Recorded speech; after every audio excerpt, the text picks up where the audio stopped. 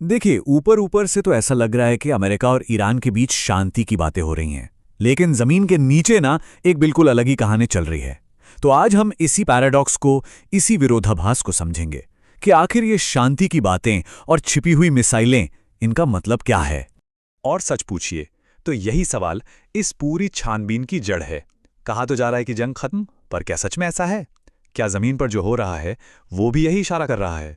तो चलिए शुरुआत करते हैं उस ऑफिशियल स्टोरी से, उस कहानी से जो पूरी दुनिया को बताई जा रही है। और वो कहानी है तनाव कम करने की और शांति की। मतलब मीडिया में देखें तो हेडलाइंस भरी पड़ी हैं कि हाँ भाई, तनाव कम हो रहा है। पर्दे के पीछे कुछ बैक चैनल टॉक्स चल रही हैं, कुछ दूसरे देश बीच बचाव कर रहे हैं। तो ऊपर से देखने पर तो लगता है कि सब ठीक हो रहा है, सब शांत हो रहा है। लेकिन बस यहीं आकर पूरा पैराडॉक्स, पूरा विरोधाभास सामने आ जाता है। एक तरफ तो ये डिप्लोमेटिक स्टेटमेंट्स हैं, शांति की बातें, और दूसरी तरफ जमीन पर इंटेलिजेंस रिपोर्ट्स कुछ और ही बता रही हैं। ऐसा लग रहा है कि ईरान अपने उन अंडरग्राउंड मिसाइल बेसिस पर कुछ कुछ कर रहा है।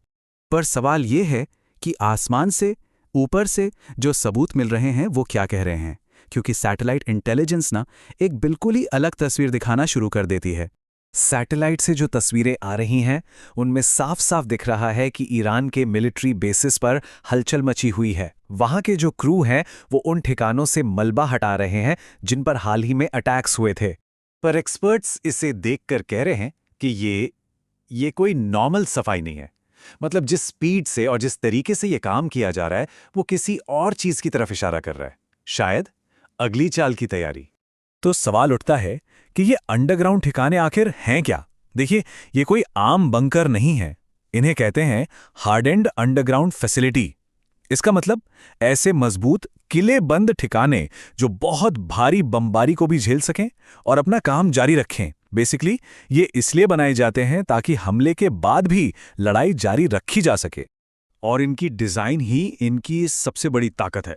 सोचिए, अंदर मजबूत कंक्रीट की टनल्स, बाहर निकलने के लिए एक नहीं कई गुप्त रास्ते, और हर सिस्टम का एक बैकअप तैयार रहता है। और सबसे इंपॉर्टेंट बात, इनका पूरा डिजाइन ही इस तरह का है कि इन्हें बहुत जल्दी फटाफट दोबारा ऑपरेशनल किया जा सके। और इन्हें दोबारा तैयार करने का जो प्रोसेस है वो हैरान करने वाला है।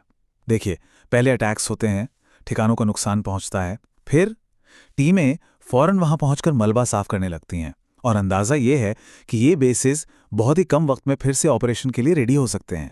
अच्छा, तो अब ठिकानों की बात छोड़कर आते हैं ईरान के असली हथियारों पर, उसके आर्सेनल पर। क्योंकि एक बात समझनी जरूरी है, बिल्डिंग्स को तोड़ना